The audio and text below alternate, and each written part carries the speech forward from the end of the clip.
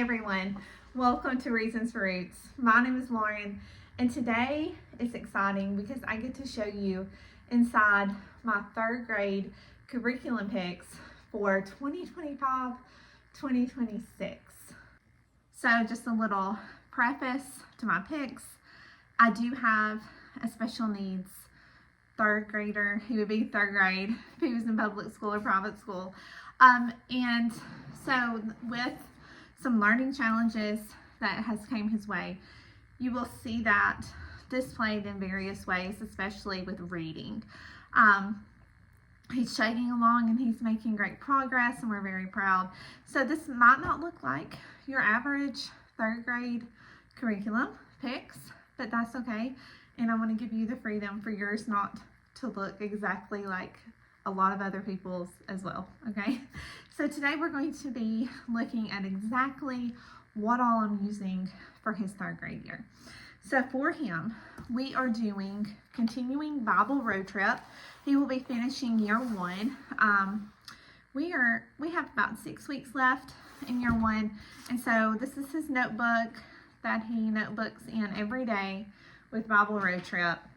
We use the Bible as the main text. I read straight from the Bible. They also schedule the 66 books, one storybook. We read from that. Window on the World is also scheduled, and we read this weekly. We also watch What's in the Bible, and something that I have personally added in is the Gospel Story Bible. And so sometimes if he's having a hard time grasping something, or maybe, I just want to break it down a little bit for him, I pull out the Gospel Story Bible. This is one that I've had for a while that we've used on and off. It is one of my favorite story Bibles. So we went back to the Gospel Story Bible. I love it because it ties in Christ in every single story.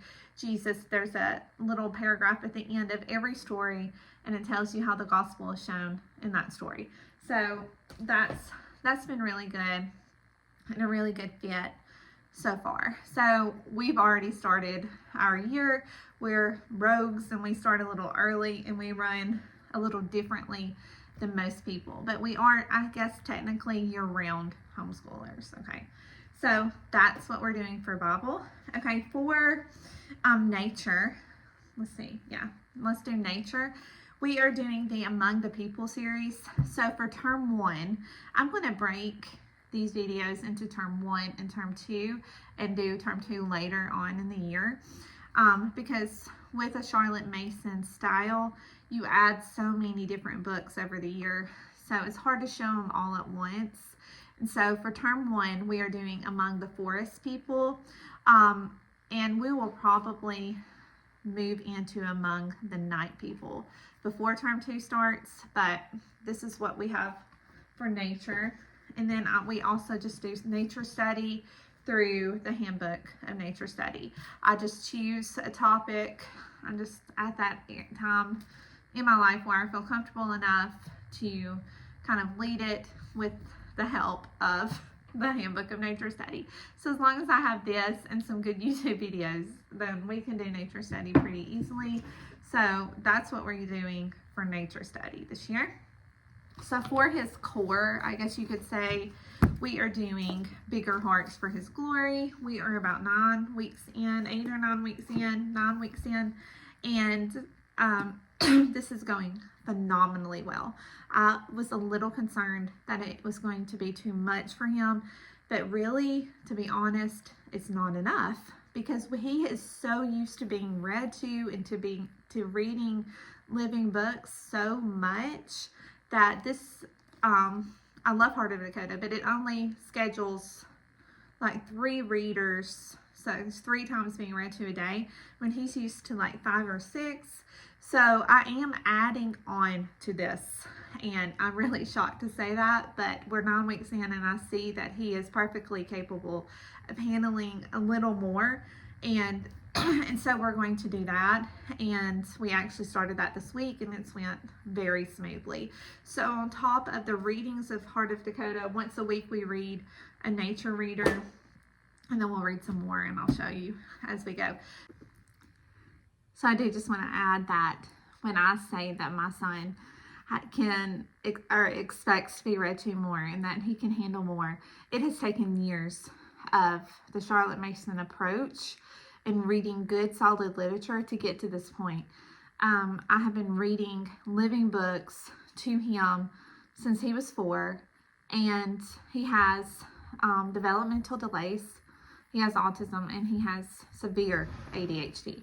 And so for him to be able to sit and listen and enjoy those riches just proves that this method works, but it does take time. So I just want to encourage you. But so from Heart of Dakota, Bigger Hearts for His Glory, this we are doing mainly, like, they have a good Bible portion, but I feel like it's light, and it's more like character study. So we do that, but it's quick. They have poetry, it's quick. So the main things we follow with this is their English, which is Rod and Staff. I just put him in level 2 just to make sure we have a good solid foundation, and he's like flying through this. So I might bump him up to level 3 before long, because he knows all this, or I might just take our time. We'll see how it goes. But so level 2 of Rod and Staff English he's doing. And then they schedule Stories of Great Americans for history and a first book in American history, and then Journeys in Time. So this is an American history course.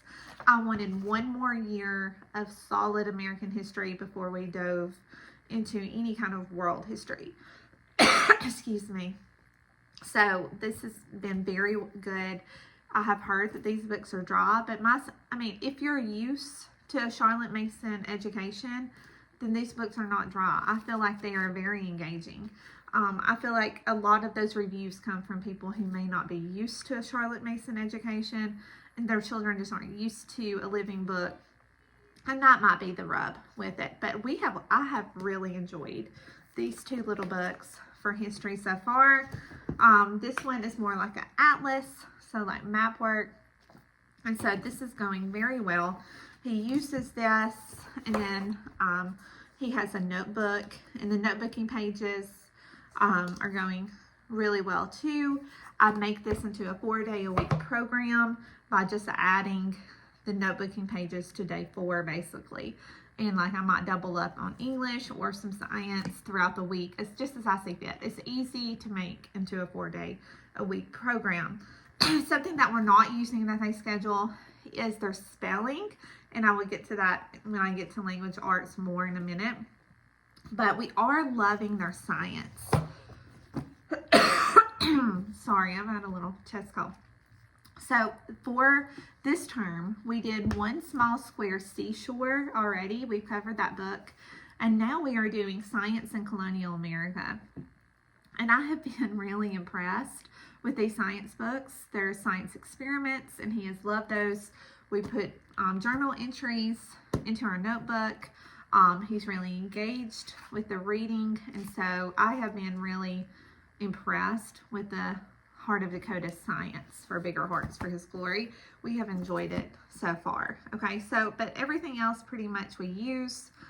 We do their read aloud as well, and right now we are reading through Captive Treasure, and I just kind of pull as I see fit. There is a list in the back of suggestions, so sometimes I go with the suggestions, and sometimes I just go with what I have on my shelf. So it's totally flexible in that department. Okay, so for math, we are just plugging away with Rod and Staff.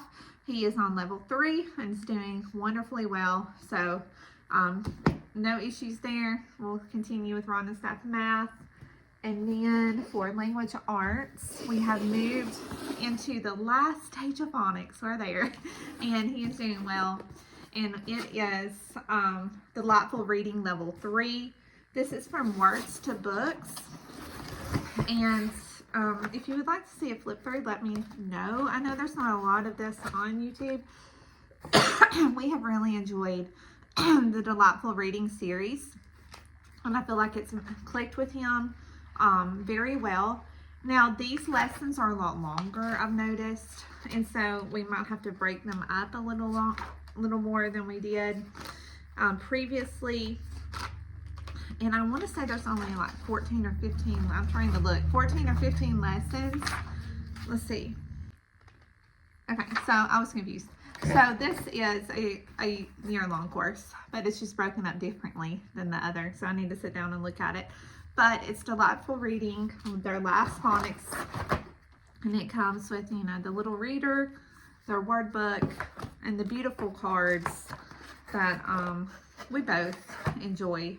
So there's all kinds of word cards that are beautifully printed. So we have enjoyed this program and look forward to finishing out his phonics with this.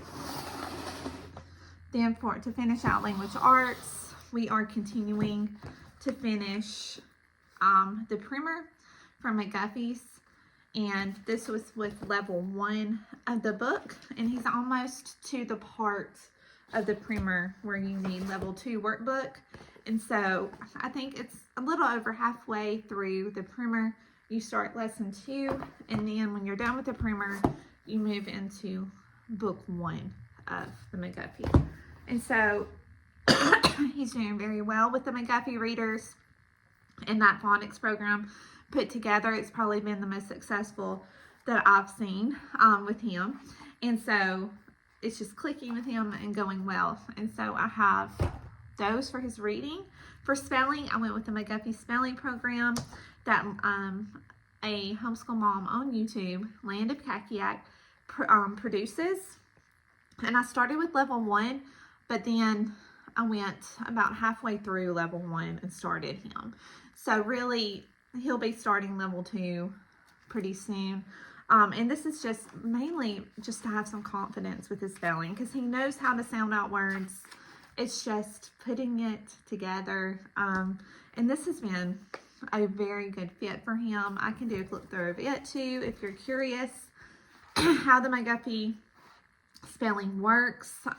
But it basically takes 2 weeks to do 1 list of words, and that has worked very well. I think he just needed a little more time with his words. Okay, so now oh, wait a second. I want to show these for language arts, because these are some living books that help concrete in some language arts components or language arts terms, like grammar terms. So these are written by Ruth Heller, and I have more than this. This is just the ones I grabbed. But these books, like this one is collective nouns. This is adverbs. And I think I have 2 of these now that I'm looking at it. And then this one's pronouns. And I have nouns and verbs, and I want to say maybe some preposition. I'm not sure. Anyway, these are really good books to like help teach those foundational concepts with grammar. So those go in the language arts pile. And then for the extras that I'm adding in on top of the readings with Heart of Dakota, we are adding in a child's geography of the world. Now, Heart of Dakota does cover geography, and I think it does a pretty good job with covering what you're covering through their reading. But I just wanted a little more, and I just saw this was recommended by a Charlotte Mason program that I was looking at, and we have started this, and he is very, like, he gets, like, pulled in by this author. The writer has done a fabulous job with this book, and my son is, like, tenterhooks, like, as I read this. It's been amazing. And so, a child's geography of the world, and we are reading maybe a chapter or 2 a week of this. Then we're doing some sort of fairy tales. This term, we are doing the Chinese fairy tales. He loves those.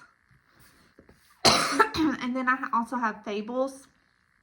So I kind of like switch out fairy tales and fables. We're almost done with this fable book. This is Frog's Rainy Day Story and Other Fables. So this is very inspiring because it tells a fable, and then it gives you like what the world would say, and then it gives you like what the word says. So if you'll see like wisdom of the world versus wisdom of the word.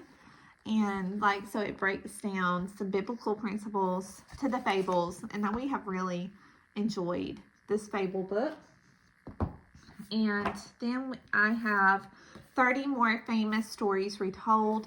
So we did 50 famous stories told, and he really enjoyed those. And so I picked up the 30 more famous stories, and we're going to read maybe one a week from this as well. And then for this term, for like spiritual growth type thing, we are doing The Dangerous Journey. So this is the story of the Pilgrim's Progress, but it's illustrated, and it was recommended by several people, and I am really thrilled to read this with him. My daughter loves the Pilgrim's Progress. I love the Pilgrim's Progress. So we're excited to read this with him throughout this term. So I'll just read a little bit of this each week. And then he likes to notebook. So sometimes he'll just choose, maybe it's the 30 Famous Stories book, or the geography book, or his fairy tale book, and maybe it's even his nature reader that he wants to make a notebook entry on. So we do that a couple times a week, and he'll just write it in a regular composition notebook. He'll give me a narration, I'll write it out, and he'll illustrate it. And that's gone very well, and he enjoys that very much. So that's what I have for our third grade. Can't believe I'm saying that. Third grade 2025-2026 school year, the first term. So this year I'm spreading my school year into 2 terms. And so that's been a little different. Usually I do 3, but we're going to do 2 this year. We'll show you what I'm doing in the second term, what I've added, some maybe different books that we're using then.